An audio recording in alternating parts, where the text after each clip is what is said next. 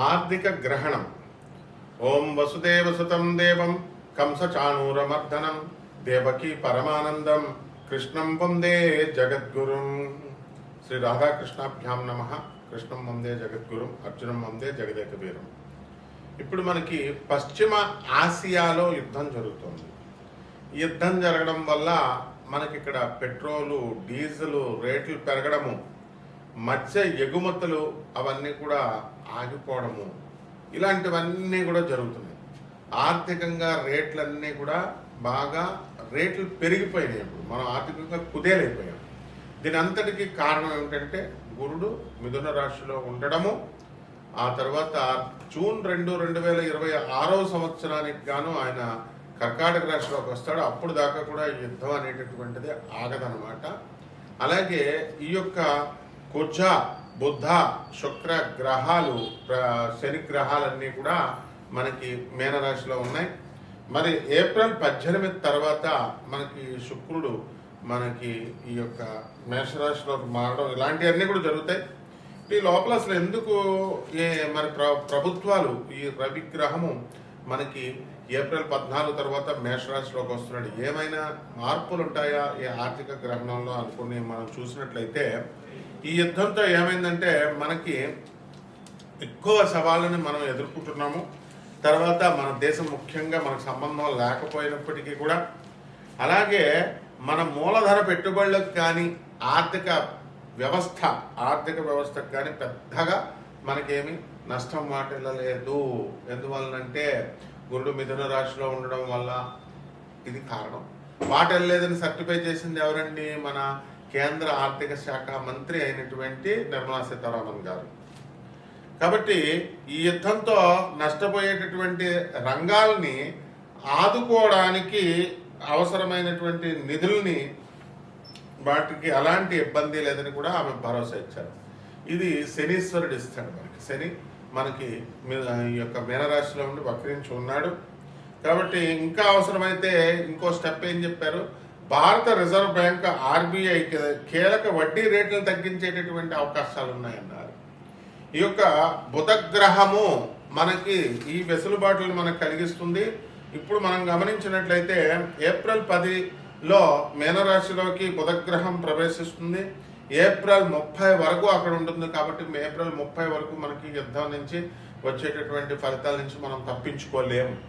ఆ తర్వాత మళ్ళీ ఏప్రిల్ 30 తర్వాత మేషరాశిలోకి వచ్చిన తర్వాత మే 14 వరకు మనకు ఆర్థిక సంక్షోభం ఉంటుందంటే యుద్ధం ఖచ్చితంగా జరుగుతూనే ఉంటుంది.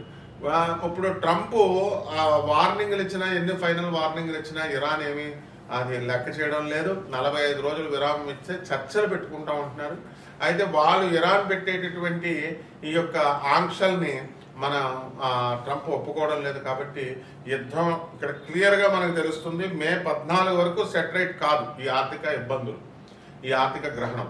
మే 14 తర్వాత ఎప్పుడైతే బుధుడు వృషభ రాశిలోకి వస్తాడో అక్కడి నుంచి ఆర్థిక పరిస్థితి బాగుంటుంది, రూపాయి విలువ పెరుగుతుంది కూడా. ఇప్పుడు మనకి ఏమైందండి రూపాయి విలువ అని అన్నప్పుడు మనం చూసుకుంటే ఈక్విటీ, ముంబై ఈక్విటీ అనూహ్యంగా రికవరీ చేసిందనమాట. ఈ యొక్క యుద్ధానికి తెరదించేటటువంటి క్రమంలో కాల్పుల విరమణకు ఇప్పుడు చర్చలు జరుగుతున్నాయి అని జస్ట్ ఒక వార్త వచ్చిందంటే నిన్న మొన్న రావడంతో ఆయిల్ ధరలు తగ్గినాయి చక్కగా. దానికి కారణం అదే. అలాగే రూపాయి బలపడింది.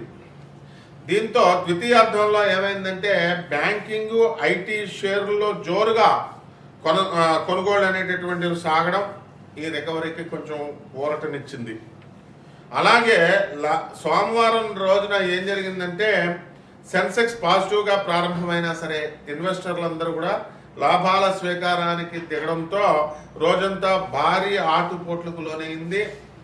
చివరికి 787.30 పాయింట్ల లాభంతో 74,106.85 వద్ద ముగిసిందనమాట. సో నిఫ్టీ ఏమైందంటే 255.15 పాయింట్లు లాభపడి 22,968.25 వద్ద క్లోజ్ అయింది. కాబట్టి దీనివల్ల ఏమిట్రా మనకు అర్థమైంది అంటే 14 పైసలు మనకి లాభపడింది అనమాట రూపాయి. RBI చర్యల మద్దతుతో ఫారెక్స్ మార్కెట్లో వరుసగా మనకి రెండో రోజు సైతం అమెరికన్ డాలర్ మారకంలో రూపాయి 28 పైసలు బలపడి 92.90 దగ్గర ముగిసింది.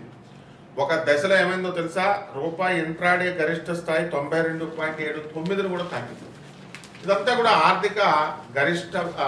ఆర్థికంగా గ్రహణాల ఇది. కాబట్టి మనం ఏం చేయాలంటే వడ్డీ రేట్లు తగ్గించే అవకాశం ఉంది. అలాగే మనకి ఈ ఆర్థిక క్రమశిక్షణ అనేటటువంటిది మనం అలవాటు చేసుకున్నాం భారత ప్రభుత్వం. కాబట్టి ఆర్థిక క్రమశిక్షణ విధానాలు ఈ యొక్క వీటిలో అన్నీ కూడా మనకి డబ్బులు పడిపోయినా సరే భారతీయ ప్రజలందరూ కూడా దీనికి దోహదపడుతున్నాయి ఎక్కువ నష్టపోకుండా. దీనివల్లే మనకి పెట్రోల్, డీజిల్, ఎక్సైజ్ సుంకాలు తగ్గించడం, అలాగే కీలక పెట్రో రసాయన ఉత్పత్తులకి దిగుమతి సుంకాలు మినహాయించారు. అలాగే సెజ్జల్లో ఎగుమతుల కోసం ఏర్పాటు చేసినటువంటి కంపెనీలు తమ ఉత్పత్తిలో కొంత భాగాన్ని దేశీయ మార్కెట్లో అమ్ముకోవడం కోసం అనుమతి లాంటి అన్ని కూడా చర్యలు తీసుకుంటున్నారు. అంటే జాతకం చూడగానే గురుడు మిథున రాశిలో ఉన్నాడు, గురుడు 4వ ఇంట్లో ఉన్నాడు, 5వ ఇంట్లో ఉన్నాడు కాబట్టి నష్టాలు కలిగినాయి, ఇది కాదండి. సబ్జెక్ట్ నేర్చుకోవాలి. సబ్జెక్ట్ ఇది ఆర్థిక గ్రహణం అంటే చివరి వరకు చూడాలి. కేవలం ఏదో 3 నిమిషాలు ఇలా తిప్పేసేయడం కాదు దయచేసి.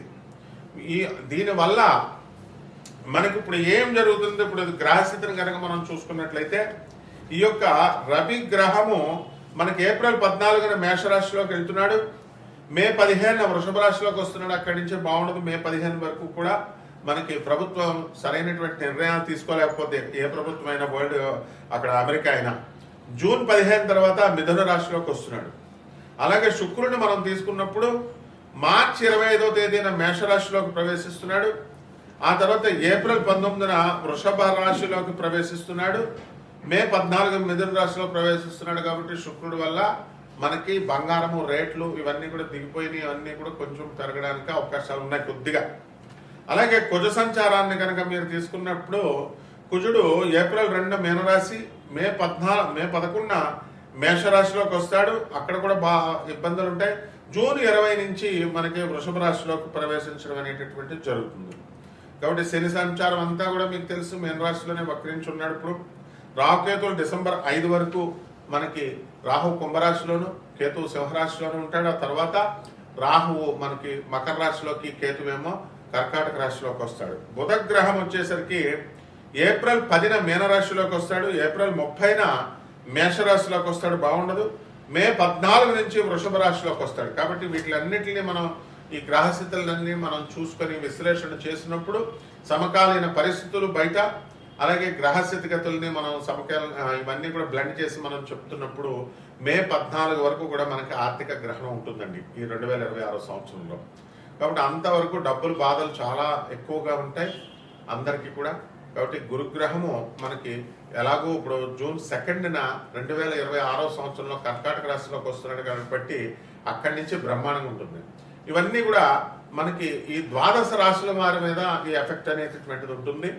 ఇవన్నీ మనము 12 రాశుల వారికి కూడా గోచార రీత్యా జరిగేటటువంటి, దేశంలో జరిగేటటువంటి, ప్రపంచంలో జరిగేటటువంటి సంఘటనలు మనం చెప్పాం. అయితే వ్యక్తిగతంగా మీ జాతకాలు కావాలి అనుకునేటటువంటి వాళ్ళందరూ కూడా మనకి నాన్ ప్రాఫిట్ దీంతో స్కీమ్తో, అంటే లాభాపేక్ష లేకుండా కేవలము మనం ప్రజలకి హెల్ప్ చేయాలి, సరైనటువంటి మార్గ నిర్దేశకత్వం చేయాలి అనేటటువంటి ఉద్దేశంతో మీ అందరికీ కూడా మీకు ఈ యొక్క జాతకాలు, పర్సనల్ జాతకాలు చెప్పడం జరుగుతుంది. అందువల్ల మీరు చాలా డిసిప్లిన్డ్గా, నిజంగా ఇంట్రెస్ట్ ఉన్నటువంటి వాళ్ళు మాత్రమే వాట్సాప్ నెంబర్కి పెట్టాలి. అంతేగాని ఇష్టం వచ్చినట్టు ఫోన్లు చేసేయడము, లేకపోతే ఏదో వెకిలిగా చేస్తే ఎట్టి పరిస్థితుల్లో కూడా ఊరుకోండి నేను. కాబట్టి we're ready to help you, we're ready to guide you. And మొట్టమొదటిగా మీరు వరల్డ్ నెంబర్ 1 ఆస్ట్రాలజర్తో మీరు డీల్ చేస్తున్నారు అనేటటువంటి విషయాన్ని గురువు గారితో అనే దృష్టిలో పెట్టుకోండి. ఎంతవరకు ఏ గురువు కూడా వాళ్ళ డైరెక్ట్ నెంబర్ ఇవ్వడు, నాది నా డైరెక్ట్ నెంబర్. కాబట్టి ఏమండి ఇదేనా అండి వాట్సాప్, డేట్ ఆఫ్ బర్త్లు పెట్టాలండి, ఏం పెట్టాలండి అని నన్ను అడిగితే నేను ఏం చెప్తాను, అదే మాట్లాడే పద్ధతి గురువు గారితో. కాబట్టి చాలా జాగ్రత్తగా, డిసిప్లిన్డ్గా మీ లైఫ్లు మారుతాయి గ్యారంటీగా. అలాగే మనందరం కూడా ఈ యొక్క గాణగాపుర యాత్ర వేస్తున్నాము చక్కగా. ఈ యొక్క ఛానల్ ఓనర్లు అయినటువంటి CEO మేడం అయినటువంటి కీర్తనా దేవరాయ, గారికి మీరు చక్కగా తర్వాత కాల్ చేసుకొని మనం గాణగాపురం రిజిస్ట్రేషన్స్ కూడా మనం చేయడం జరుగుతుంది, అవన్నీ చెప్తాము. కాబట్టి మీరు క్రమశిక్షణ ఉన్నట్లయితే మేము మిమ్మల్ని ముందుకు తీసుకెళ్ళగలుగుతాం. ఇప్పుడు ఈ జాతకాలు చెప్పేటప్పుడు నువ్వు కోటీశ్వరుడు అయిపోతావు, నువ్వు ఇదైపోతావు, నువ్వు ఈ పొగుడుతా ఉండవు. అప్పచెప్పించుకుంటాను మ్యాస్టార్ని నేను. ఈ మొత్తం వ్యాసం అప్పచెప్పించుకుంటారు. ఎవరైతే నాకు ఫోన్లు చేస్తారో వాళ్ళు నిర్మలా సీతారామన్ ఏం ఎఫెక్ట్ చేసింది, ఏం స్టెప్స్ వేసింది అన్నీ నాకు అప్పచెప్పించుకున్న తర్వాతే జాతకం చెప్తాను నేను. కాబట్టి ఇవన్నీ కూడా ద్వాదశ రాశుల వారి మీద అందరి మీద కూడా మీకు ఏ రకంగా ఏ ఒక్కొక్క రాశి వారికి ఏం జరుగుతుందో మనం చెప్పుకుందాం. వృశ్చిక రాశి, ఈ వృశ్చిక రాశి వారికి అందరికీ కూడా మనకి అర్ధాష్టమ రాహువు, మరి పంచమ శని, కుజ, బుధ గ్రహాలన్నీ కూడా ఉన్నాయి. మనకి ఈ యొక్క రాశి వారికి అందరికీ కూడా ప్రతి పని కూడా జనండి చాలా ఆలస్యంగా అవుతూ ఉంటాయి. మీ వల్ల ఇతరులకి బాధ అండి. మీ సేవలో మీకు అప్లికేషన్ రావడం కోసం తిరగడం, ఆ వచ్చిన దాని ప్రింట్ కూడా తీసుకోలేకపోవడం, ఇవన్నీ లేట్ అనమాట. అన్నీ ప్రతిదీ ఈ వృశ్చిక రాశి వాళ్ళకి. కాబట్టి ఈ ఆర్థిక గ్రహణము అనేటటువంటిది వృశ్చిక రాశి వారి మీద డైరెక్ట్ ఇంపాక్ట్ పడింది. అయితే వీళ్ళకి చక్కగా బ్రహ్మాండంగా సంపాదన బాగానే ఉంది. ఆ ఊర్లు తిరుగుతున్నారు, హ్యాపీగా ఎంజాయ్ చేస్తున్నారు అంతా కూడా.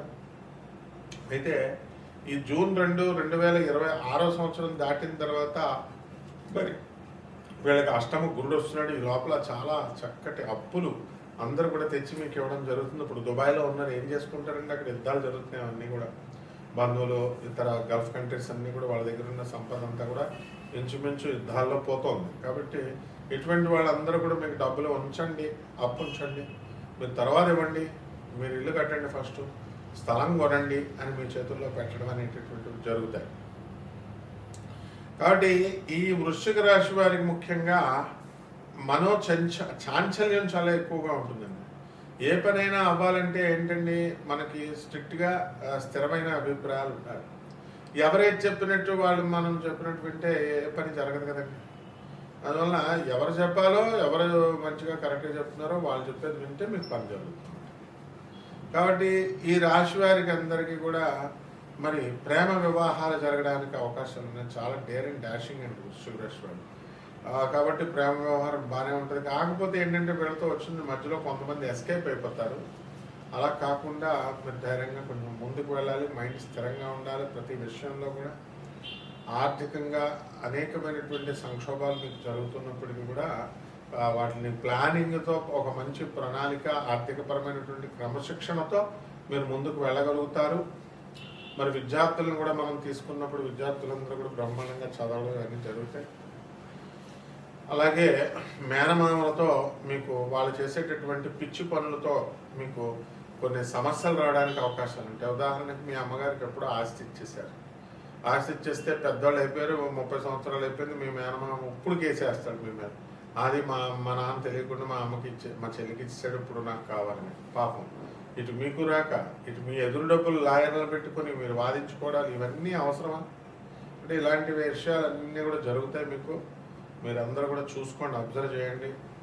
అలాగే ఏకత్రాటి మీద ఈ సమస్యలన్నీ కూడా తొలగిపోవాలంటే గురువు యొక్క అనుగ్రహం కావాలండి. ఆ గురువు అంటే మీరు చాలామంది తెలియక చాలా కన్ఫ్యూజన్ అవుతున్నారు. గురువు అంటే ఏదో జ్యోతిషం చెప్పేవాళ్ళు, లేకపోతే ప్రవచనాలు చెప్పేవాళ్ళు, స్వామీజీలో, లేకపోతే ఈ యొక్క యూట్యూబ్లో చెప్పేవాళ్ళు గురువులు అనుకుంటారు. వీళ్ళన్నిటికీ గురువులు కారు. గురువు అనేటటువంటి వాడు జగద్గురువు అయినటువంటి దత్తాత్రేయుడు, ఆదిశంకరుడు, స్వామి వివేకానంద, ప్రభాత్ రంజన్ సర్కార్, ఇలా వాళ్ళు కారణ జన్ములు అండి. వివేకానందుడు సాక్షాత్తు శివుడు అవతారం, శివుడిగా పుట్టారు. అలా అనమాట. ఆ రమణ మహర్షి వారు, ఇట్లాంటి వాళ్ళు, రామానుజాచార్యులు వారు, ఇలా. అంతేగాని ఇప్పుడు ఉన్నటువంటి వాళ్ళు వాళ్ళ గురువులు అనుకుంటే వాళ్ళు ఇష్టం వచ్చినట్టు భద్రాచలంలో గోత్రాలు మార్చేస్తారు ఒకళ్ళు, ఒక పేరే మార్చేస్తారు ఒకళ్ళు. గోత్రం మార్చడం అంటే ఎంత ఇది అని అడగకుండా జనం వీళ్ళు కళ్యాణాలు చేయించుకుంటారు. అంటే ఈ గోత్రం అంటే ఏంటి, తండ్రిని మార్చేయడమే. తల్లి, తండ్రి, ఇవన్నీ గోత్రాలు వస్తాయి కదండి. ఇప్పుడు మేము తండ్రిని మార్చేసి ఇంకొకళ్ళు ఆ ప్లేస్లో ఇంకొకళ్ళు పెడితే అంత చండారంగా ఉంటుందో ఇవి అలాగే ఉంటాయి. వీళ్ళ గురువులు ఎలా అవుతారండి అసలు అంటే ఇట్లాంటివన్నీ కూడా వస్తాయి. కాబట్టి ప్రాక్టికల్గా జగద్గురువు అయినటువంటి దత్తాత్రేయ స్వామి వారు మాత్రమే నరసింహ సరస్వతి స్వామి వారు దత్తాత్రేయ సెకండ్ అవతారం. ఆయన మీ యొక్క సమస్యలను పరిష్కారం చేస్తారు. కాబట్టి ఆ జగద్గురువు దగ్గరికి మన ఈ ఛానల్ ఓనర్ అయినటువంటి మేనేజింగ్ డైరెక్టర్ అయినటువంటి గాంధీ గారు, అలాగే సిఇఓ గారు అయినటువంటి కీర్తనాదేవరాయ గారు, కెమెరామెన్ అయినటువంటి హరీష్ గారు మీకు మంచి కాఫీలు టిఫిన్లు అన్నీ టైంకి అందిస్తారు చక్కగా. వీళ్ళందరూ కూడా యాత్ర వేస్తున్నారు. వారి గురువు సమక్షంలో వెళ్ళాలి. గురువు మనం కాబట్టి మనం దత్తాత్రేయ స్వామి శిష్యులం కాబట్టి కూడా మనం మే ఎండింగ్ కల్లా మనందరం వెళ్దాం. బస్సు యాత్ర వేస్తున్నారు వాళ్ళు. మనం వెళ్ళమే మన పని. చక్కగా మీకు అక్కడికి వెళ్ళిన తర్వాత పారాయణ అవన్నీ చేస్తాం. చక్కగా రూములు గేములు అవన్నీ మన చేతిలోనే ఉంటాయి. దర్శనాలు అన్నీ కూడా ఏం కష్టాలు పడక్కర్లేదు. గురువు యొక్క సంపూర్ణ అనుగ్రహము, దత్తాత్రేయ స్వామి యొక్క సంపూర్ణ అనుగ్రహం కోసం మీరు ఏం చేయాలో మేము చేస్తాం. కాబట్టి అవన్నీ కూడా రిజిస్ట్రేషన్స్ అన్ని కీర్తనాదేవరాయ మేడంతో మాట్లాడుకొని రిజిస్ట్రేషన్స్ చేసుకోండి. ఇక పరిహారాలు చెప్పాలి కదండి. ఈ యొక్క రాహు జపం చేసుకోవాలి, రాహు స్తోత్రాలు చదవాలి. రాహుకి కిలోంపావు మినుములను ఆవుపేడ రంగు ఉన్నటువంటి వస్త్రాల నుంచి పేద బ్రాహ్మణికి శనివారం నాడు ఉదయం 8 గంటలకి దానం చేసుకోవాలా. శని జపం చేయాలా, శని స్తోత్రాలు చదవాలా. ఇది కాకుండా బుధుడు ఉన్నాడు. మరి బుధుడు అసలు చాలా చండాలంగా ఉన్నాడు. బుధ జపం చేసుకోవాలా, బుధ స్తోత్రాలు చదవాలా. బుధుడికి కిలోంపావు పెసల్ని ఆకుపచ్చ రంగు ఉన్నటువంటి వస్త్రాన్ని దానం చేయాలి. విష్ణు సహస్ర పారాయణ చేయాలి. విష్ణు పారాయణ చేయాలా. తర్వాత మాకు కూడా గానగాపురం మీరు అందరూ కూడా వచ్చినట్లయితే సంపూర్ణమైనటువంటి గురుపాదిక దర్శనం వల్ల సంపూర్ణమైనటువంటి ఫలితాలు మీకు లభిస్తే శుభమస్తు.